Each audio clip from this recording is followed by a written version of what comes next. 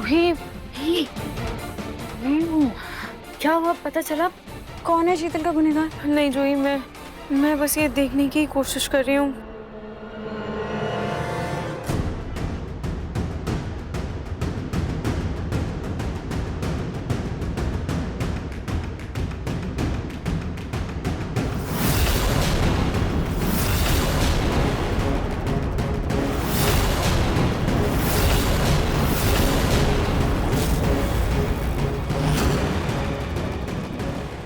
इस vanity box के शीशे में किसी की परछाई तो नजर आ रही है, पर कुछ साफ साफ नहीं दिख रहा।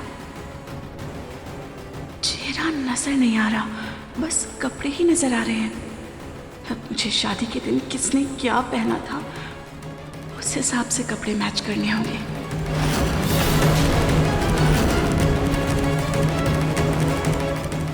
क्या हुआ रूही, कुछ मिला क्या? हाँ जूही रुकना, मैं बस देखने की कोशिश ही कर रही हूँ, अभी तक तो कुछ नहीं मिला है। जल्दी देखना, कोई आ नहीं है। हाँ मैं देख रही हूँ।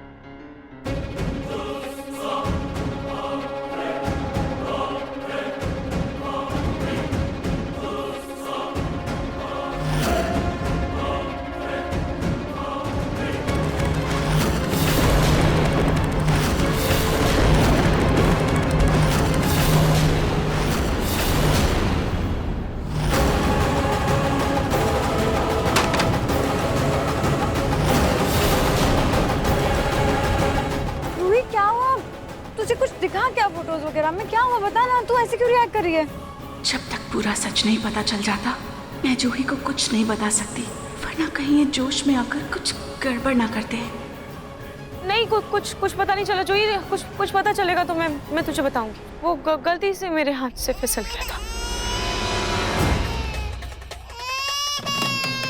कहीं अपनी भी की डिलीवरी तो नहीं हुई? हाँ मैं जाकर देख कर आती हूँ, ठीक है? हाँ।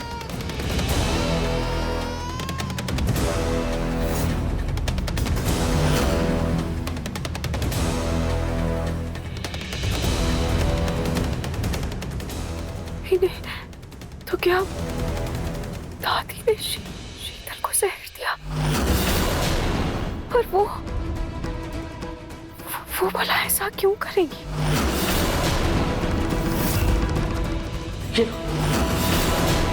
जहर तो दादी मेरे कमरे में लेकर आई थी, तो फिर जहर शीतल के पास कैसे पहुंच गया?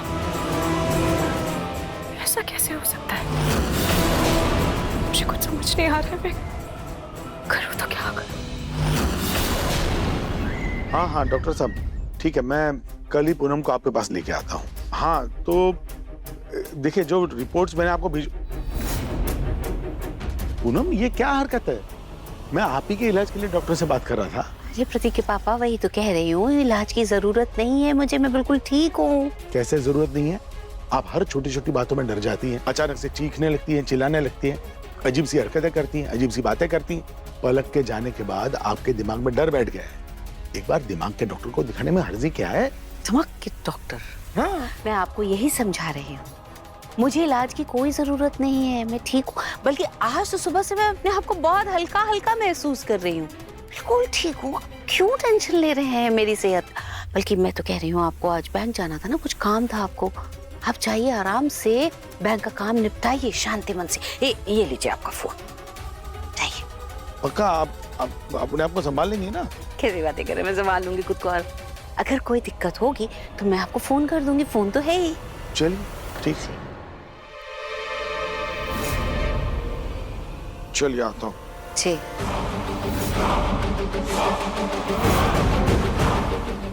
हेलो जी, आप घर आ जाइए। हाँ भेजती हूँ, मैं एड्रेस भेजती हूँ घर का। हाँ भेजती हूँ।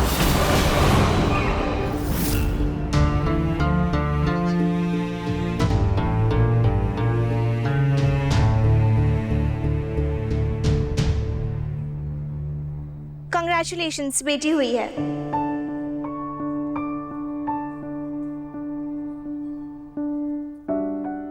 और मेरी बेटी कैसी है? वो भी ठीक है, लेकिन काफी खून बह जाने की वजह से हमें उन्हें अंडर ऑब्जर्वेशन रखना होगा।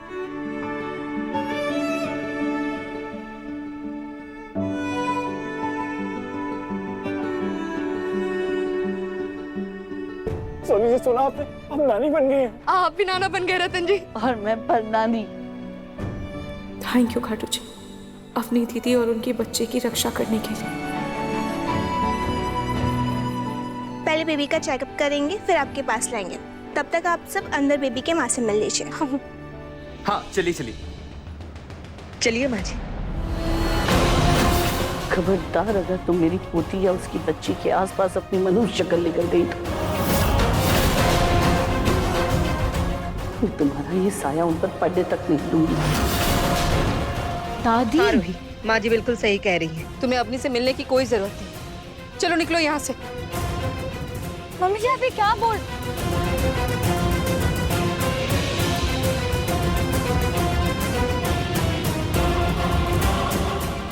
आइए माँ जी।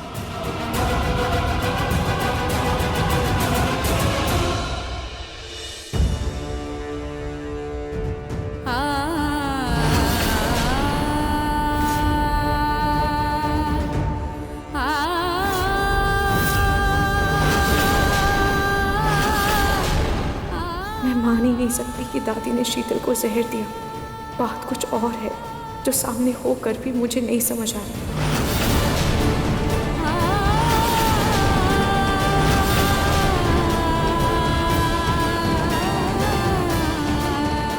मैं अपने को देख कर आती हूँ, तो ध्यान रखो।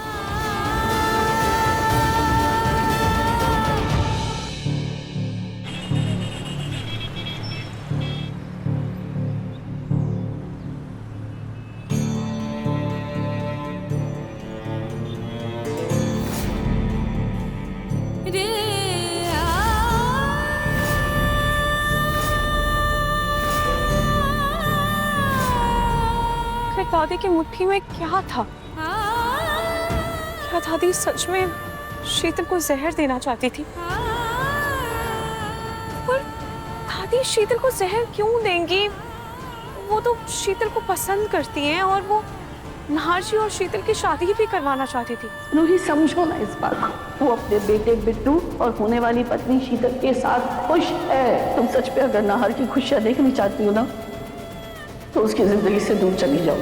यहाँ तक कि उन्होंने शादी होने से पहले ही शीतल को अपनी बहू तक मान लिया था, तो फिर वो शीतल को जहर क्यों देंगी? और अगर उनको शीतल को जहर देना ही होता तो फिर वो मेरे रूम में वो जहर की शीशी लेकर क्यों आती?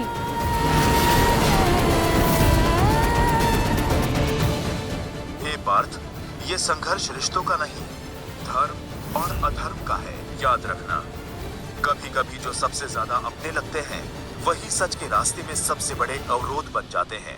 हमें बस सत्य का साथ देना है, चाहे उसके लिए अपनों के खिलाफ ही क्यों ना खड़ा होना पड़े। कैसी दुविधा है खाटू जी, मुझे कुछ समझ में नहीं आ रहा। इस वक्त जहाँ मुझे अपने परिवार वालों का साथ देना चाहिए, उनका हौसला बनना चाहिए, वही परिवार वालों पर मुझे शक करना पड़ रहा है। मैं क्या करूं? मैं मजबूर हूँ। हाशी के लिए मुझे ये करना ही पड़ेगा।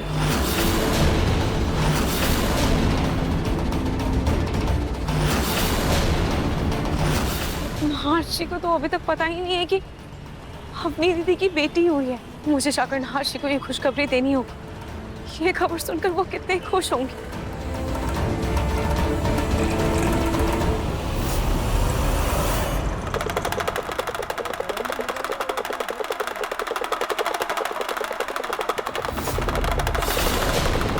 बाबा जी आइए आइए, पधारिए। भाई डमरू बाबा, हमें भूत प्रेतों को भगाने अच्छे से आता। हमारे सामने कोई टिक नहीं पाता क्योंकि हम करते हैं भूत प्रेतों को टाटा। अब जल्दी से मेरे घर में जो मेरी बहू का भूत है ना, उसे भी निकाल कर भगा दीजिए। ये बाबा सिर्फ डमरू नहीं बताते, भूत को भी भगाते हैं। और ऐसे ऐसे चमत्कार दिखाते हैं कि वो हम खुद भी नहीं देख पाते हैं। हाँ, मतलब सबको दिखाते हैं। अब जाओ और उस व्यक्ति की तस्वीर लेकर आओ, फिर हम आपको चमत्कार दिखाते हैं। आखिरकार मुझे अब इस पलक के भूत से छुटकारा मिल ही जाएगा। बाबा बाहर।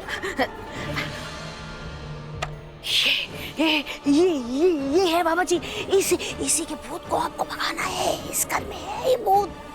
जिस किसी का भी भूत हो सब भाग जाएगा। सब